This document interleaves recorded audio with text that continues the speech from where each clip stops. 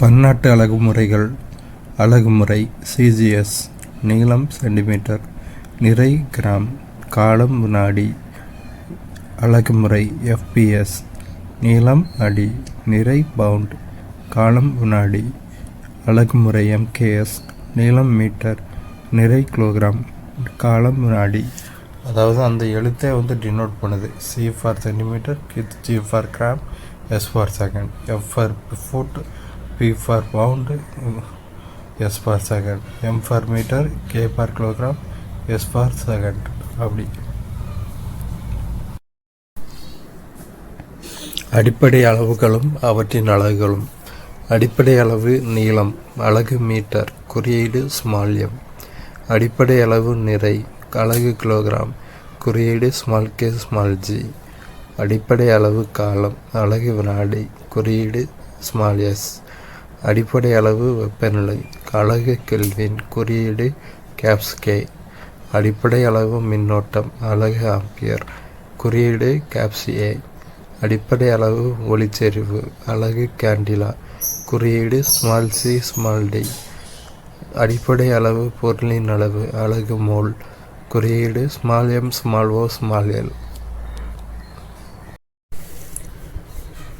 பெரிய அலகுகள்.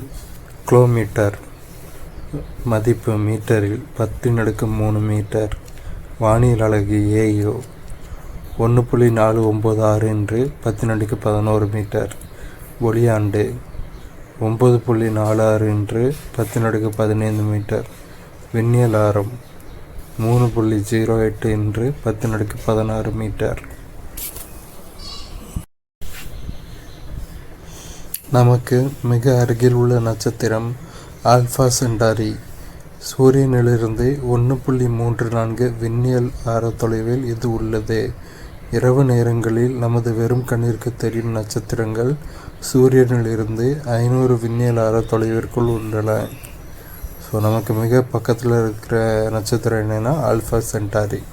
மிக தொலைவில் இருக்குது பிராக்சிமா சென்டாரி. ஆல்ஃபா சென்டாரி எவ்வளோ தூரத்தில் இருக்குன்னா சூரியனிலிருந்து 1.34 விண்ணியல் ஆர தொலைவில் இருக்குது. நம்ம நைட்டு பார்க்குற ஸ்டார்ஸ் எல்லாம் சூரியனிலிருந்து 500 விண்ணியல் ஆர தொலைவிற்குள்ள இருக்குது.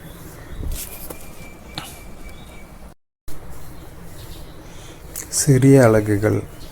ஃபெர்மி எஃப் ஸ்டார் மதிப்பு மீட்டரில் 10⁻−15 மீட்டர். ஆங்ஸ்ட்ராம் மதிப்பு 10⁻−10 metre. Nanometre 10⁻−9 metre. Micron micrometre 10⁻−6 metre. Millimetre 10⁻−3 metre. Centimetre 10⁻−2 metre. அதாவது 1 மீட்டர் 100 சென்டிமீட்டர். 1 மில்லி லிட்டர் நீரின் நிறை 1 கிராம். 1 லிட்டர் நீரின் நிறை = 1 கிலோகிராம். மற்ற திரவங்களின் நிறை அவற்றின் அடர்த்தியை பொறுத்து மாறுபடுகின்றன. அதாவது டென்சிட்டி அப்படின்னு சொல்லுவோம். டென்சிட்டி ரோ அப்படின்னு என்னென்னா வெயிட் பை வால்யூம். வெயிட்டோட யூனிட் கிலோகிராம், வால்யூமோட யூனிட் மீட்டர் கியூப். ஸோ டென்சிட்டியோட unit kilogram by metre cube. வாட்டரோட டென்சிட்டி எவ்வளோன்னா 1000 kilogram per metre cube. Water தான் ரெஃபரன்ஸ் ஃப்ளூயிட். அலகுகளுக்கான முன்னேடுகள். 10 மடங்கு 10⁻15 முன்னேடு பீட்டா, குறியீடு பி. 10⁻12 முன்னேடு டெரா, குறியீடு டி. 10⁻9 முன்னேடு ஜிகா, குறியீடு ஜி. 10⁻6 மெகா முன்னேடு மெகா, குறியீடு எம். 10⁻3 முன்னேடு கிலோ, குறியீடு ஸ்மால் கை. 10⁻2 முன்னேடு ஹெக்டா, குறியீடு ஸ்மால் ஹெச். 10⁻1 முன்னேடு டெக்கா, குறியீடு ஸ்மால் டி ஸ்மால் ஏ. 10⁻−1 முன்னேடு டெசி, குறியீடு ஸ்மால் டி. 10⁻−2 முன்னேடு சென்டி, குறியீடு சி. 10⁻−3 முன்னேடு மில்லி, குறியீடு ஸ்மால் எம். 10⁻−6 முன்னேடு மைக்ரோ, குறியீடு மியூ. 10⁻⁹ முன்னீடு நானோ குறியீடு ஸ்மால் என் 10⁻⁻2 முன்னீடு பிக்கோ குறியீடு ஸ்மால் பி 10⁻⁻15 முன்னீடு ஃபெம்டோ குறியீடு ஸ்மால் எஃப். ஒரு முட்டையின் ஓடானது அந்த முட்டையின் எடையில் 12% ஆகும். ஒரு நீலத் திமிங்கலத்தின் எடை 30 யானைகளின் எடைக்கு சமம். அதன் நீளம் 3 பேருந்துகளின் நீளத்திற்கு சமம். அதாவது ஒரு முட்டையோட எடையில் அந்த ஓடு மட்டுமே 12% இருக்குது. ஒரு திமிங்கலத்தோட எடை 30 யானையோட எடைக்கு சமம். திமிங்கலத்தோட நீளம் 3 பஸ்ஸோட நீளத்திற்கு சமம். நிறை எடை வேறுபாடு. நிறை அடிப்படை அளவு, எடை வழி அளவு. நிறை எண்மதிப்பு மட்டும் கொண்ட அளவு, எனவே இது ஸ்கேலர் அளவாகும். எடை எண்மதிப்பு மற்றும் திசைப்பண்பு கொண்டது, எனவே இது வெக்டர் அளவாகும். நிறை பொருளில் உள்ள பருப்பொருட்களின் அளவாகும். எடை பருப்பொருட்களின் மீது செயல்படும் புவியீர்ப்பு விசையின் அளவாகும். நிறை இடத்திற்கு இடம் மாறாது, எடை இடத்திற்கு இடம் மாறுபடும். நிறை இயற்பியல் தராசினால் அளவீடு செய்யப்படுகிறது. எடை சுருள்வில் தராசு கொண்டு அளவீடு செய்யப்படுகிறது. நிறையின் அலகு கிலோகிராம், எடையின் அலகு நியூட்டன். அதாவது நிறை அடிப்படை அளவு, எடை வழி அளவு. நிறை எண்மதிப்பு மட்டும் கொண்டது, திசை கிடையாது, ஸ்கேலர் அளவு. எடை எண்மதிப்பு மற்றும் திசை பண்பு கொண்டது, வெக்டர் அளவு. நிறைங்கிறது பற்பொருட்களோட அளவு. எடை பற்பொருட்கள் மீது செயல்படும் புவியீர்ப்பு விசையின் அளவு. நிறை இடத்திற்கிடம் மாறாது, எங்கே போனாலும். நிலவுலையும் இங்கே பூமியில் ஒரு மனிதனோட நிறையும் நிலவில் அதே மனிதனோட எடையும் சேமாக இருக்கும். எடை இடத்திற்கிடம் மாறுபடும். பூமியில் ஒரு மனிதனோட எடையும் சந்திரனில் அதே மனிதனோட எடையும் இடத்திற்கிடம் மாறுபடும். ஏன்னா பூமியில் ஈர்ப்பு விசை வேறு, சந்திரனில் ஈர்ப்பு விசை வேறு. நிறை இயற்பியல் தராசினால் அளக்கலாம். எடை சுருளில் தராசினால் அளக்கலாம். நிறையின் அலகு கிலோகிராம், எடையின் அலகு நியூட்டன். வாகனத்தில் உள்ள வேகமானி ஒரு குறிப்பிட்ட கன நேரத்தில் நிகழும் வேகத்தை அளக்கும். ஒரு பரிமாண சீரான இயக்கத்தில் சராசரி திசைவேகமும் உடனடி திசைவேகமும் சமம். எந்த ஒரு கணத்திலும் கணக்கிடப்படும் உடனடி திசைவேகம் என்பதை அப்பொருளின் திசைவேகம் என்றும் உடனடி வேகம் அல்லது வேகம் என்றும் கூறலாம். ஸோ வேகமானி ஒரு நிமிஷத்துக்கான ஸ்பீடை மெஷர் பண்ணோம். 1 டைமென்ஷனில் சீரான இயக்கத்தில் சராசரி திசைவேகம் உடனடி திசைவேகம் ரெண்டுமே சமம். இந்த திசைவேகத்தை நம்ம எப்படியெல்லாம் சொல்லலாம்னா உடனடி வேகம் அல்லது வேகம்னு சொல்லலாம். திசைவேகம் உடனடி திசைவேகம் எப்படி வேணாலும் சொல்லலாம். ஒரு பொருள் சுழி திசைவேகம் மற்றும் வரையறுக்கப்பட்ட முடுக்கத்தை கொண்டிருக்க முடியும். ஒரு பொருளை செங்குத்தாக மேல்நோக்கி எறிந்தால் பொருளின் திசைவேகம் படிப்படியாக குறைந்து பெரும உயரத்தை அடைந்த நிலையில் சுழி மதிப்பை பெறுகிறது. அப்போது அப்பொருளின் முடுக்கம் புவியீர்ப்பு முடுக்கத்துக்கு சமமாக இருக்கும். அதாவது இப்போ நம்ம கீழேருந்து மேலே ஒரு பந்தை எறிகிறோன்னா இங்கே திசைவேகம் ஸ்பீடாக இருக்கும், போக குறையும், போக குறைஞ்சி கடைசியில் பெரும உயரத்தை அடையும் போது திசைவேகம் 0 ஆயிரும். அப்போ கிராவிட்டி ஆக்ட் பண்ண ஆரம்பிக்கும். புவியீர்ப்பு விசையினால் இங்கே மேலே போன பொருள் இந்த எண்டிலிருந்து திரும்ப கீழே விழ ஆரம்பிக்கும். இதுதான் அப்போது அப்போ அந்த பொருளுக்கு முடுக்கம் எவ்வளோ இருக்குன்னா புவியீர்ப்பு முடுக்கத்துக்கே சமமாக இருக்கும். 9.8 மீட்டர்/செகண்ட் ஸ்கொயர் புவியீர்ப்பு முடுக்கத்தின் அளவு அதுக்கு சமமாக இருக்கும். ஈர்ப்பு விசை, உராய்வு விசை, காந்த விசை, நிலைமின்னியல் விசை மற்றும் இது போன்ற எந்த ஒரு விசையும் மையநோக்கு விசை போன்று செயல்படும். மையநோக்கு விசைன்னா என்னென்னா, இப்போது கிரைண்டரில் மாவு அரைக்கிறப்போ மாவு சென்டர் பாயிண்ட் சென்டரில் அந்த இரும்பு இருக்கும். மாவு சைடில் இருந்து சென்டரை நோக்கி போய்கிட்டே இருக்கும். இரும்பு அரைச்சி வெளியே அனுப்பும். ஸோ இந்த சைடில் இருந்து சென்டரை நோக்கி போதில்ல, இதுக்கு பேர் தான் மைய நோக்கு விசை.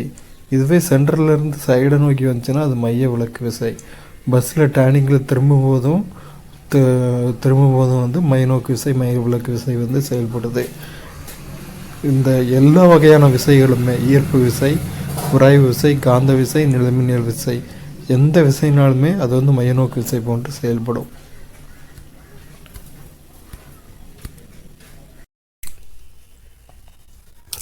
பொழுதுபோக்கு பூங்காவில் குடை ராட்டினத்தில் சுற்றும் பொழுது நாம் மைய விலக்கு விசையை உணர்கிறோம்.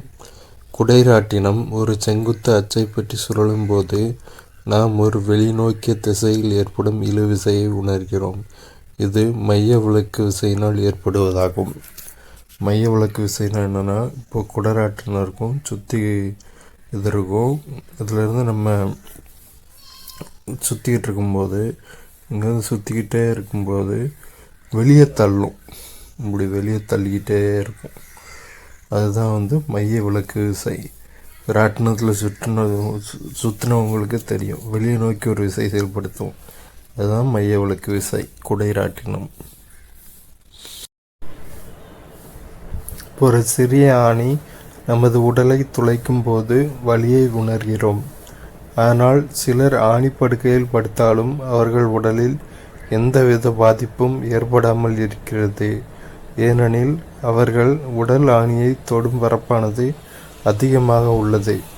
அதாவது ஆணிப்படுக்கை பார்த்துருப்பீங்க, இப்படி இருக்கும், இதில் நிறைய ஆணியாக இருக்கும். இப்போ வந்து நம்ம தனியாக ஒரு ஆணியை தொட்டோம்னா, இப்போ ஆணி மேலே படுத்தோம்னா அந்த ஆணி வந்து உடம்புல இறங்கும், வலிக்கும். ஆனால் இப்படி நிறைய ஆணிகள் இருக்கும்போது அதுக்கு மேலே நம்ம உடம்பு வச்சு படுக்கும்போது அந்த எல்லா பரப்பும் ஒரே மட்டத்தில் இருக்கிறதுனாலையும் அதனால் வந்து என்ன ஆகுனா, நம்மளுக்கு ஆணியால் வந்து எந்த பாதிப்பும் ஏற்படாது. ஏன்னா தொடும் பரப்பு வந்து அதிகமாக இருக்குது. இதுதான் அது கொடுத்துருக்காங்க. மனிதனின் நுரையீரல் கடல் மட்ட வளிமண்டல அழுத்தத்தில் 101.3 கிலோபாஸ்கல் சுவாசிப்பதற்கேற்ற தகுந்த தகவமைப்பை கொண்டுள்ளது. உயரமான மலைகளின் மேலே செல்லும்போது அழுத்தம் குறைவதால் மலையேறுபவர்களுக்கு உயிர்வாயு உருளை இணைந்த சிறப்பான சுவாசிக்கும் இயந்திரங்கள் தேவைப்படுகின்றன. அதுபோலவே கடல் மட்டத்தை விட அழுத்தம் அதிகமான சுரங்கங்களுக்குள் வேலை செய்பவர்களுக்கும் சிறப்பான சுவாசிக்கும் கருவிகள் தேவைப்படுகின்றன. அதாவது கடல் மட்டத்துக்கு மேலேயோ இல்லாட்டி கீழேயோ வளிமண்டல அழுத்தம் கரெக்டாக இருக்காது. அந்த மாதிரி டைமில் வந்து சுவாசிக்கும் இயந்திரங்கள் வந்து தேவைப்படுது. அப்போ தான் நம்ம நுரையீரலால் ஆக்சிஜனை எந்தவித தடையும் இல்லாமல் எடுத்துக்கொள்ள முடியும். இதுதான் வந்து கொடுத்துருக்காங்க.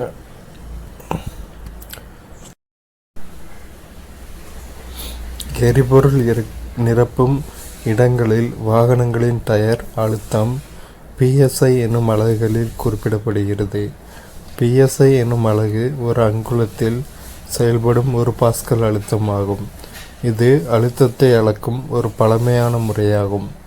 PSIனா என்னென்னா, வாகனங்களோட டயரை நிரப்புற இடங்களில் வந்து எவ்வளோ ப்ரெஷர் ஏற்றுறோம் அப்படிங்கிறத PSIங்கிற அலகில் குறிக்காங்க. இதில் P வந்து பாஸ்கலையும் I வந்து இன்ச்சையும் டினோட் பண்ணுது. அதாவது ஒரு இன்ச்சில் எவ்வளோ ப்ரெஷர் ஆக்ட் ஆகுது, எவ்வளோ பாஸ்கல் ஆக்ட் ஆகுது அப்படிங்கிறத குறிக்கிறது தான் PSI. இது வந்து அழுத்தத்தை அளக்கும் ஒரு பழமையான முறை. இந்த அதுக்கப்புறம் சிறப்பான உடைகளோட நீச்சல் வீரர் இப்போ டயக்ராம் மேலே கொடுத்துருக்காங்க பாருங்கள். இதில் இந்த உருளை இருக்குல்ல, இதான் வந்து உயிர்வாயு உருளை அப்படின்னு வந்து சொல்லுவோம். அவ்வளோதான்.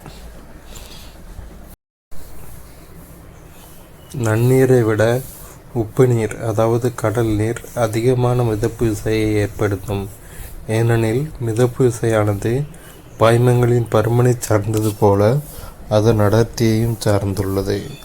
அதாவது நன்னீரில் ஒரு சின்ன படகு இருக்குன்னா அது அவ்வளோவா மிதப்பு விசை வந்து ஏற்படுத்தாது. ஆனால் உப்பு நீரில் இருக்குன்னு வச்சுக்கோங்களேன், உப்பு நீரெலாம் இருக்குன்னா அதில் தண்ணி கூட சால்ட்டும் இருக்கும், சாலிட் ஸ்டேட்டில் சால்ட்டும் இருக்கும். அப்போது அதுக்கு அடர்த்தி அதிகமாக இருக்கும். அடர்த்தி அதிகமாக இருக்கும்போது அடர்த்தி அதிகமாக இருக்கிற தண்ணி கீழே தங்கும். மேலே ஒரு படகு இருந்தால் அது நல்ல மிதக்கும். இதான் வந்து கொடுத்துருக்காங்க. இரு புள்ளி மின்னூட்டங்களுக்கு இடையில் ஏற்படும் நிலைமின்னியல் விசை நியூட்டனின் 3வது விதியின் அடிப்படையில் இயங்குகிறது. ஒரு மின்னூட்டத்தின் மீது ஏற்படும் விசை வினையாகவும் இன்னொரு மின்னூட்டத்தின் மீது ஏற்படும் விசை எதிர்வினையாகவும் செயல்படுகின்றது. நியூட்டனின் 3ஆம் விதி என்ன சொல்லுது?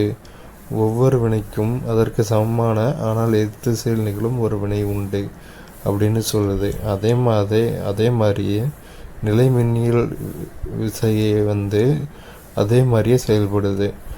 ஒரு மின்னூட்டத்தின் மீது ஏற்படும் விசை வினையாகவும் இன்னொரு மின்னோட்டத்தின் மீது ஏற்படும் விசை எதிர்வினையாகவும் செயல்படுகின்றது. இதான் கொடுத்துருக்காங்க நிலை மின்னியல் விசை.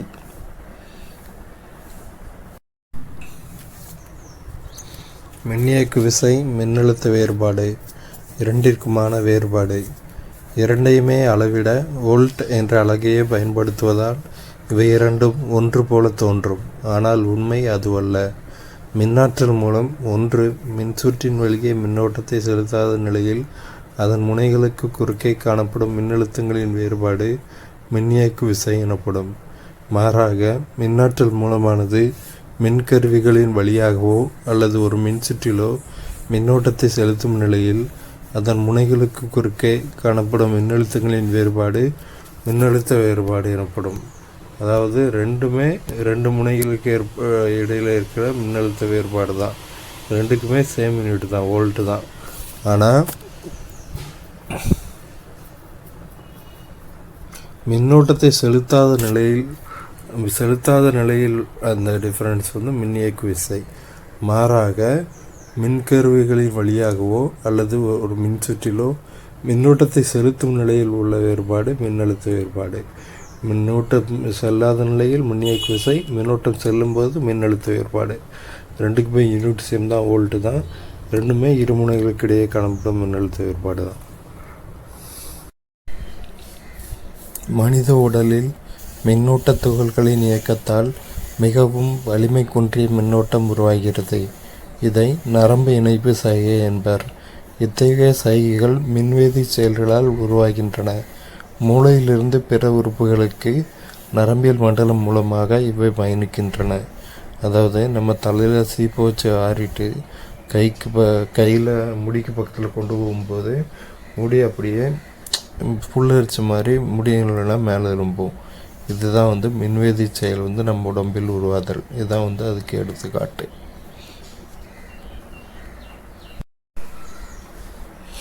இந்தியாவில் வீடுகளுக்கு பயன்படுத்தப்படும் மாறுதிசை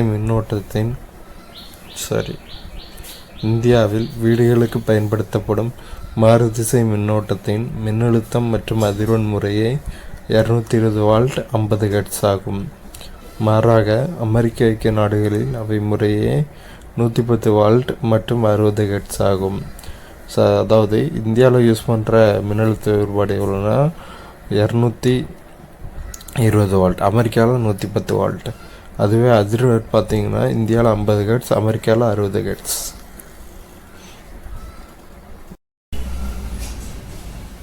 உலர்ந்த நிலையில் மனித உடலின் மின்தடை ஏறக்குறைய 1,00,000 ஓம். நம் உடலில் தண்ணீர் இருப்பதால் மின்தடையின் மதிப்பு சில 100 ஓமாக குறைந்து விடுகிறது. எனவே ஒரு மனித உடல் இயல்பிலேயே மின்னோட்டத்தை கடத்தும் நற்கடத்தியாக உள்ளது. ஆகவே மின்சாரத்தை கையாளும் போது நாம் சில முன்னெச்சரிக்கை நடவடிக்கைகளை கடைபிடிக்க வேண்டும். நம்ம உடம்புல ரெசிஸ்டன்ஸ் மின்தடை எவ்வளோ இருக்குன்னா 1,00,000 ஓம் இருக்குது. ஆனால் என்ன பிரச்சனைனா நம்ம உடம்புல தண்ணியும் இருக்கிறதுனால அந்த மின்தடை 100 ஓமாக குறைஞ்சிருது. ஸோ மின்னோட்ட கரண்ட்டு பாஸ் ஆக்கிறதுக்கு ஈஸியாகிடுது. அதனால் நம்ம கரண்ட்டு ஹேண்டில் பண்ணும்போது ரொம்ப ஜாக்கிரதையாக தான் இருக்கணும்.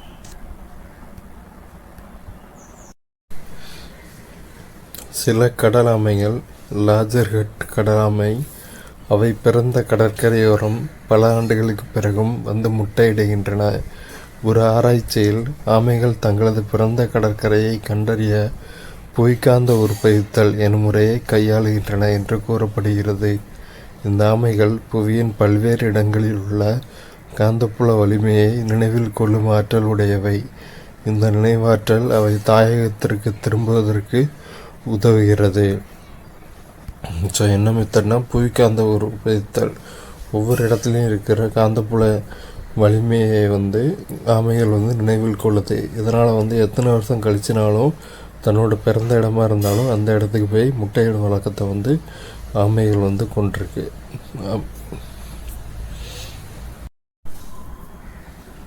மைக்கேல் ஃபாரடே ஒரு பிரிட்டிஷ் விஞ்ஞானி ஆவார். அவர் மின்காந்தவியல் மற்றும் மின்வேதியியல் போன்ற அறிவியல் பிரிவுகளுக்கு பெரும் பங்களித்தார். அவரது முக்கிய கண்டுபிடிப்புகளில் அடிப்படை மின்காந்த தூண்டல், டயாகாந்தத்தன்மை மற்றும் மின்னார் பகுப்பு ஆகியவை அடங்கும். மைக்கேல் ஃபாரடேயின் காலம் பார்த்துக்கோங்க. 22 செப்டம்பர் 1791 25 ஆகஸ்ட் 1867. இவர் பிரிட்டிஷ் நாட்டைச் சேர்ந்தவர். இவர் மின்காந்தவியல் மற்றும் மின்வேதியியல் போன்ற அறிவியல் பிரிவுகளில் நிறைய பங்களிச்சிருக்காரு. இவருடைய கண்டுபிடிப்புகளில் முக்கியமானவை அடிப்படை மின்காந்த தூண்டல், டயாகாந்தத்தன்மை, மின்னார் பகுப்பு. இவையெல்லாம் மைக்கேல் ஃபாரடேயின் கண்டுபிடிப்புகளில் முக்கியமானவை.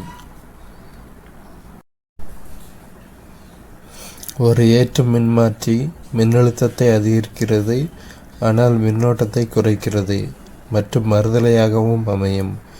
அடிப்படையில் வெப்பம் ஒளி போன்ற வடிவில் ஒரு மின்மாற்றியில் ஆற்றல் இழப்பு ஏற்படும். அதாவது ஏற்று மின்மாற்றி வோல்டேஜை இன்க்ரீஸ் பண்ணும், கரண்ட்டை ரெடியூஸ் பண்ணும்.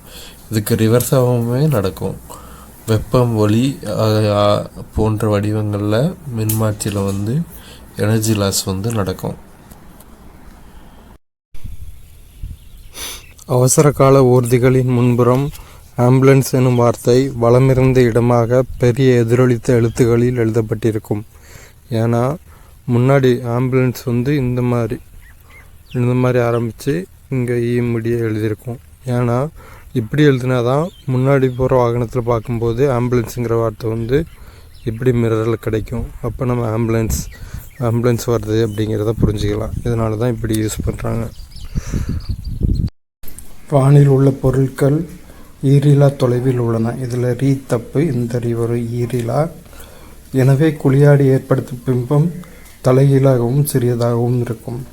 அதாவது வானத்தில் இருக்க பொருட்கள் டிஸ்டன்ஸ் நம்ம கால்குலேட் பண்ண முடியாது, இன்ஃபினிட்டிவ். அதனால் குழியாடியோட பிம்பம் தலைகீழாக மற்றும் சிறியதாக இருக்குது. வாகனங்களின் பின்னோக்கு கண்ணாடிகளில் பின்வரும் சொற்றொடர் எழுதப்பட்டிருக்கும். Objects in the mirror are closer than they appear.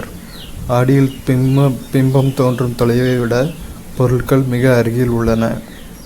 அதாவது பைக்கில் அந்த கண்ணாடியிலலாம் எழுதி போட்டிருக்கோம். இதுக்கு அர்த்தம் என்னென்னா, இந்த கண்ணாடியில் பின்னாடி வர பைக்கு தெரிகிறது, கொஞ்சம் டிஸ்டன்ஸாக தெரிஞ்ச மாதிரி இருக்கும். ஆனால் உண்மையிலே அந்த பைக்கு பக்கத்தில் வந்துக்கிட்டு இருக்கும். அதான் கொடுத்துருக்காங்க. சில உயிரினங்கள் இயல்பாகவே தங்களுக்குள் ஒளிரும் தன்மையை பெற்றுள்ளன. இந்த பண்பிற்கு உயிரி ஒளிர்தல் என்று பெயர்.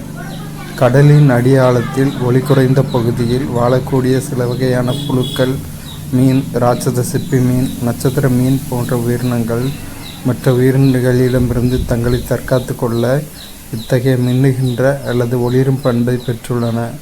மின்மினி பூச்சி நமக்கு தெரியும்ல, நைட்டு பார்த்தோம்னா ஒளிரும்.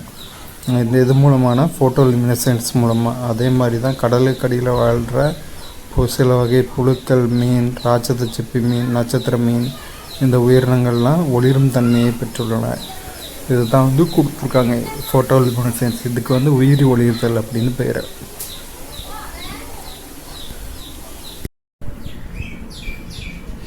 இந்தியாவைச் சேர்ந்த நரீந்தர் கபானி என்ற இயற்பியலாளர் இலை ஒளியியலின் தந்தை என அழைக்கப்படுகிறார். இலை ஒளியியலின் தந்தை என அழைக்கப்படுபவர் நரீந்தர் கபானி. சில நேரங்களில் நாய் தனது நாக்கை வெளியே தொங்கவிட்டு கொண்டே சுவாசிப்பதை பார்த்திருப்போம். அப்படி சுவாசிக்கும் போது அதன் நாக்கில் இருக்கும் ஈரப்பதம் திரவமாக மாறி பின் ஆவியாகிவிடும். திரவ நிலை வாயுநிலைக்கு மாற வெப்ப ஆற்றல் தேவைப்படும். இந்த வெப்ப ஆற்றல் நாயின் நாக்கிலிருந்து பெறப்படுகிறது. இவ்வாறு நாய் தன் நாக்கில் இருக்கும் தன் வெப்பத்தை வெளியேற்றி தன்னை குளிர்வித்து கொள்கிறது. ஸோ நாய் வந்து ரொம்ப உடம்பு சூடாக இருக்கிற டைமில் என்ன பண்ணுன்னா நாக்கு வந்து வெளியே தொங்க விட்டுக்கிட்டு பார்த்துக்கிட்டு இருக்கோம். அப்போது நாக்கில் இருக்க ஹீட்டுனால் அந்த நாக்கில் இருக்க தண்ணி நீராவியாகி வெளியே போயிடும். அப்போ வந்து அதோட வெப்பம் வெளியே போகிறதுனால நாய் வந்து தன்னை குளிர்விச்சுக்கிடும். இது வெப்ப பரிமாற்றம். அதாவது ஒரு ஹாட் பாடியிலேருந்து ஒரு இதிலேருந்து ஹீட்டை அப்சர்வ் பண்ணால் கோல்டு பாடியை அது பக்கத்தில் வச்சா போதும். கோல்டு பாடி ஹாட் பாடியிலேருந்து தண்ணியை வெப்பத்தை உறிஞ்சிக்கிடும். ஹாட் பாடி கோல்டு பாடியிலேருந்து தன்னை குளிர்விச்சுக்கிடும். இதுதான் ஹீட் ட்ரான்ஸ்ஃபர்.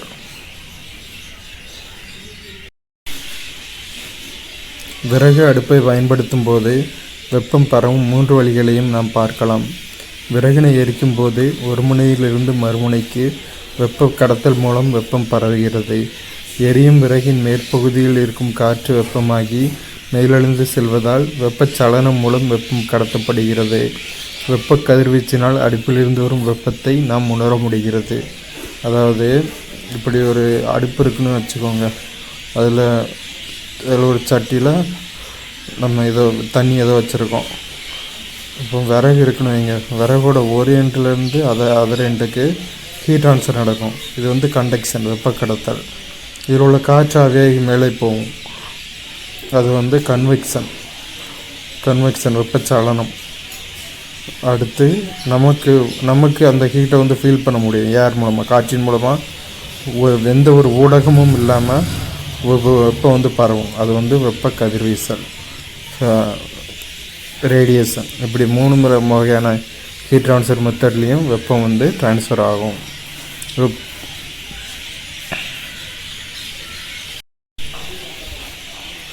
3 வகை வெப்பநிலை அளவுகோல்களில் சில அடிப்படை வெப்பநிலைகள். நீரின் கொதிநிலை 373.15 kelvin 100 degree Celsius 212 degree Fahrenheit. பனிக்கட்டியின் உருகுநிலை 273.15 kelvin 0 degree Celsius 32 degree Fahrenheit. தனிச்சுழி வெப்பநிலை 0 kelvin -273 degree Celsius -460 degree Fahrenheit.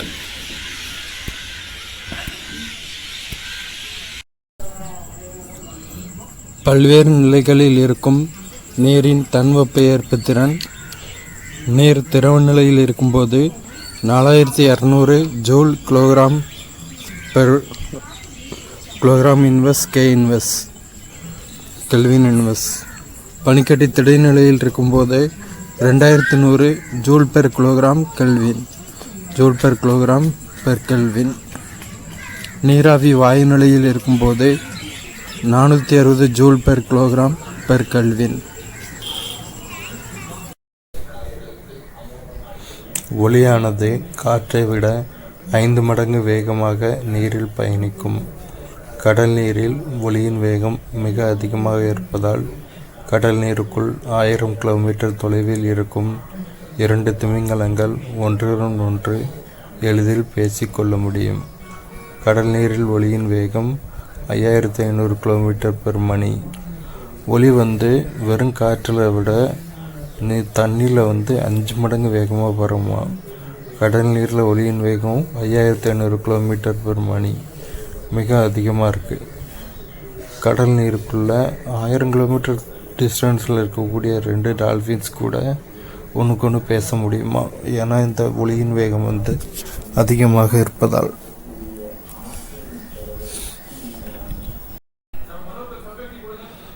ஒளி முழக்கம்.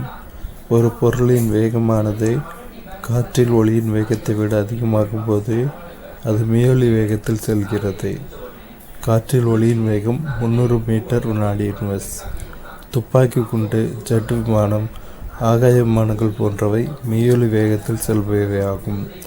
ஒரு பொருளானது காற்றில் ஒளியின் வேகத்தை விட அதிக வேகத்தில் செல்லும்போது அவை அதிர்வலைகளை ஏற்படுத்துகின்றன.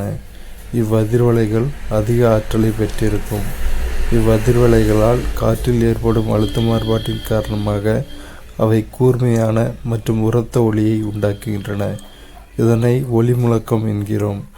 ஆகாய விமானங்களால் உண்டாகும் அதிர்வலைகள் கண்ணாடி மற்றும் கட்டடங்களையும் சேதப்படுத்தும் அளவிற்கு ஆற்றல் கொண்டவையாகும். அதாவது காற்றில் ஒளியின் வேகம் எவ்வளோன்னா 300 மீட்டர்/வினாடி. அதை விட அதிகமாகும் போது அதை மியொலின்னு சொல்கிறோம். மியொலி வேகத்தில் செல்லுது.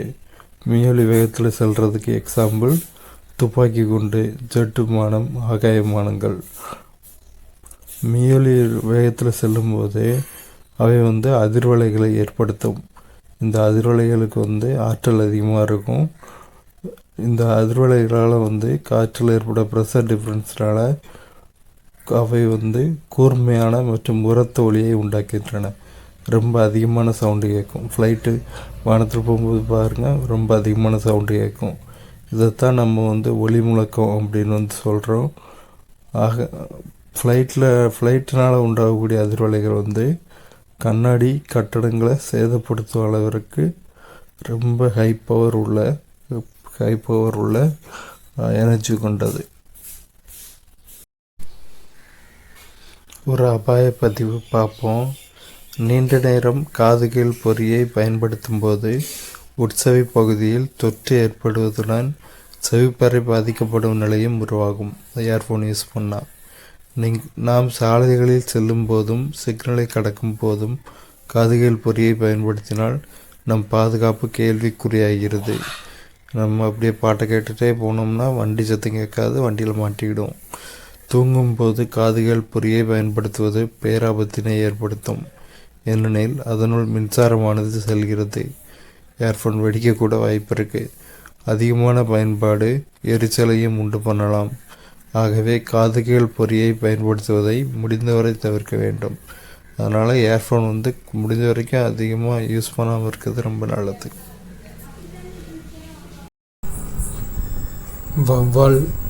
வௌவால், டால்ஃபின் மற்றும் ஒரு சில திமிங்கலங்கள் மீயொலிகளை பயன்படுத்தும் முறையாகிய எதிரொலித்த இடம் கண்டறிதல் என்ற முறையை பயன்படுத்துகின்றன.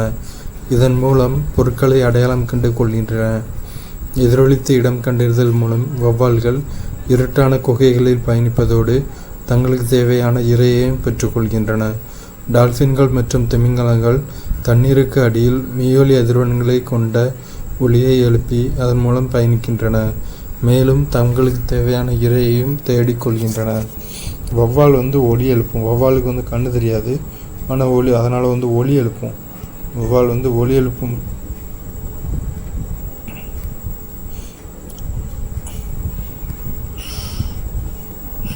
வௌவால் ஒலி எழுப்பும். ஒலி எழுப்ப அந்த ஒலி நேர்கோட்டில் போகும். ஏதாவது ஒரு பொருள் மேலே பாடும், திரும்ப எதிரொலிக்கும். அந்த டைமிங்கை வச்சு இவ்வளோ டிஸ்டன்ஸில் பொருள், இவ்வளோ டிஸ்டன்ஸில் ஏதோ ஒரு தடை இருக்குது, இல்லைன்னா ஒரு இரை இருக்குது அப்படின்னு வௌவால் புரிஞ்சுக்கிடும். அந்த இரையை உண்ணும். இதே மாதிரி தான் திமிங்கலங்களும் மீயொலி எழுப்பி தங்களுக்கான இரையை தேடிக்கிடுது. தங்களோட உணவுப் பொருளையும் கண்டுபிடிச்சிக்கிடுது. தங்களுக்கான இரையை தேடிக்கிடுது. இடையில் இருக்கிற வழிமறிக்கிற பொருட்களையும் என்னென்னு கண்டுபிடிச்சிக்கிடுது. இது எதிரொலித்து இடம் கண்டறிதல் அப்படின்னு மெத்தட். இந்த மெத்தடுக்கு பேர். நமக்கு அருகாமையில் உள்ள அண்டிரோமீடா விண்வெளித்திரளின் தொலைவு 2.5 மில்லியன் ஒளியாண்டுகள் ஆகும். பூமி இயங்கும் வேகத்தில் நாம் சென்றால் கூட அதை சென்றடைய 25 பில்லியன் ஆண்டுகள் தேவைப்படும். ஸோ அண்டிரோமீடா விண்வெளி திரளின் தொலைவு எவ்வளோன்னா 2.5 மில்லியன் ஒளியாண்டுகள். நம்ம பூமி சுற்றுற வேகத்தில் அதை போய் அடைகிறதுக்கு எவ்வளோ டைம் ஆகுனா 25 பில்லியன் ஆண்டுகள் ஆகும். இன்னொரு ஒன்று இருக்குது. இதில் பூமி இயங்கும் வேகம் 30 கிலோமீட்டர்/வினாடி. 30 கிலோமீட்டர்/வினாடி. ஒவ்வொரு கோளிலும் ஒரு நாளின் அளவு. கோள் ஒரு நாளின் அளவு. புதன் 58.65 நாட்கள். வெள்ளி 243 நாட்கள். பூமி 23.93 மணி. செவ்வாய் 24.62 மணி. வியாழன் 9.92 மணி.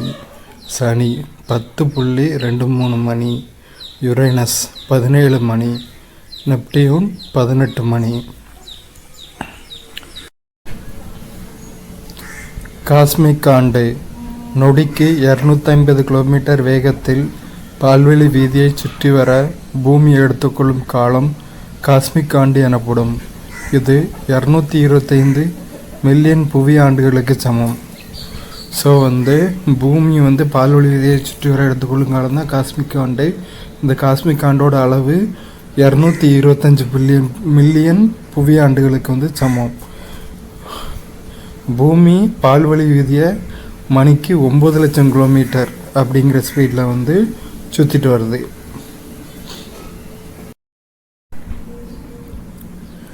நுண்ணீர்ப்பு என்பது பொருட்கள் அல்லது மனிதர்கள் எடையற்று இருப்பது போல் தோன்றும் நிலையாகும்.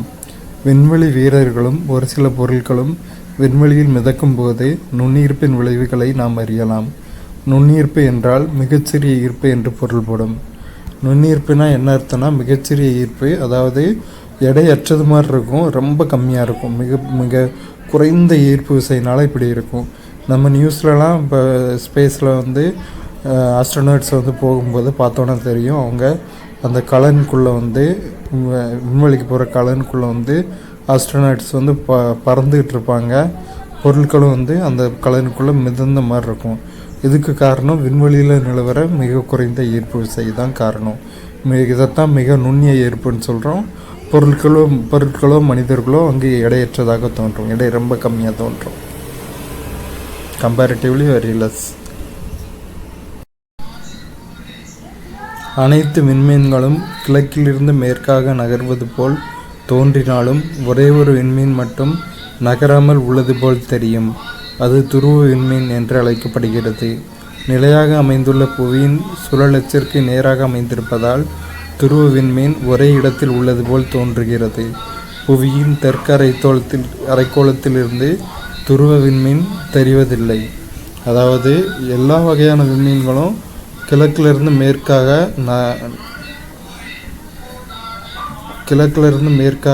நகர்வது போலவே தோன்றும். ஆனால் ஒரே ஒரு விண்மீன் மட்டும் நம்ம பூமியோட விண்மீன் மட்டும் நகராதது மாதிரி இருக்கும். என்ன காரணம்? அது நம்ம பூமியோட சுழலச்சுக்கு நேராக அமைஞ்சிருக்கிறதுனால அந்த மாதிரி தோன்றுறது. ஸோ பூமியோட சுழலச்சுக்கு நேராக இருக்கிறதுனால பூமி எங்கே சுற்றினாலும் அதுக்கு பேரலாகவே சுற்றுறதுனால அந்த விண்மீன் நகர்ந்த மாதிரி நமக்கு தெரியாது. எப்பவும் அது நகர்றது மாதிரியே தெரியாது. புவியோட தென் அரைக்கோளத்திலிருந்து அந்த விண்மீனை நம்ம பார்க்க முடியாது, தெரியாது. அது துருவ விண்மீனை. அந்த விண்மீனோட பெயர் துருவ விண்மீன். துருவ விண்மீன் அதை நம்ம அழைக்கிறோம்.